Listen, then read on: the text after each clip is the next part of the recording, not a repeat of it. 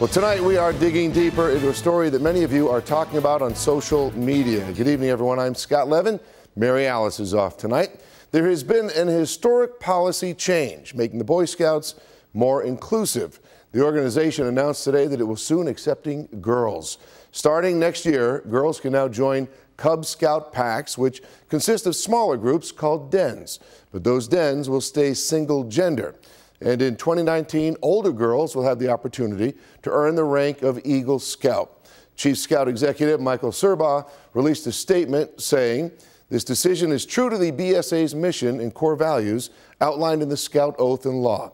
The values of Scouting being trustworthy, loyal, helpful, kind, brave, and reverent, for example, are important for both young men and young women." Well, thousands of girls, boys, and young men and women participate in the programs around Western New York, meaning that local troops and dens will have to adapt.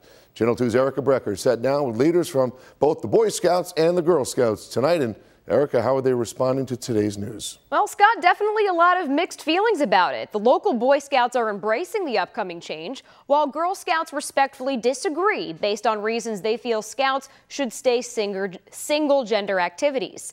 And we want to know what you think. So tonight we're asking, do you think co-ed Scouts programs are appropriate? Go to WGRZ.com/vote now to weigh in. You can see the results are being broadcast in real time at the bottom of your screen.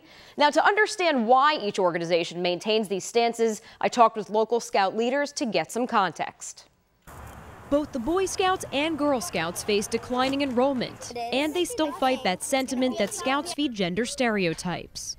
But Russell Etzenhauser, the local Scout executive for the Greater Frontier Council, feels strongly that isn't so. The Boy Scout program tends to have a heavier emphasis on the out of doors, really as a vehicle to provide leadership and citizenship training. Russell says those activities have always served as team building exercises with lessons on both how to be independent and how to work together. The principles of Scouting are built on the Scout Oath and Law, which hasn't changed a word in it since its inception in 1910. And those ideals are critical for young people, boys or girls. Both the Boy Scouts and Girl Scouts have had to adapt to changing times.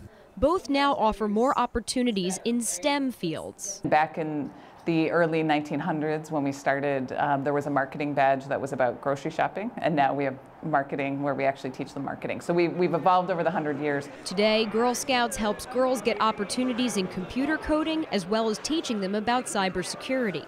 But Allison Wilcox, Chief Operating Officer for Girl Scouts of Western New York, still feels that a girls-only environment is best for girls' development. We know that a single-gender environment is really what's needed for girls to thrive and gain their leadership skills, and we're the ones who have really spent that time learning about them. So we feel that we're still the best positioned organization. Etzenhauser's support for co-ed Cub Dens lies in making extracurriculars easier for families. Wilcox's position lies in wanting to protect a safe space for girls. A lot of millennial parents today indicate that they'd much rather be able to do stuff with their whole family. Their brains are wired differently. They can do better when they're taken away the pressures of a mixed gender environment. We really feel that it's very important to keep Scouting single gender, and for us, Girl Scouts will stay girls only. There already is some gender overlap in each organization. Cub Scouts, for example, allows den mothers to lead Cub Scout troops. And both the Girl Scouts and Boy Scouts allow transgender children to join with the club they most identify with. Now, in terms of the question at hand, is it appropriate for the girls to join the Boy Scouts? I'll tell you, this has changed a lot since just 10 o'clock. 83% of those of you who voted online are now saying you do not think that's appropriate, compared to just 15% saying you think it is. At 10 o'clock, that was just at 60%. So we've seen a big change in the voting over just the past hour. Scott, back to you.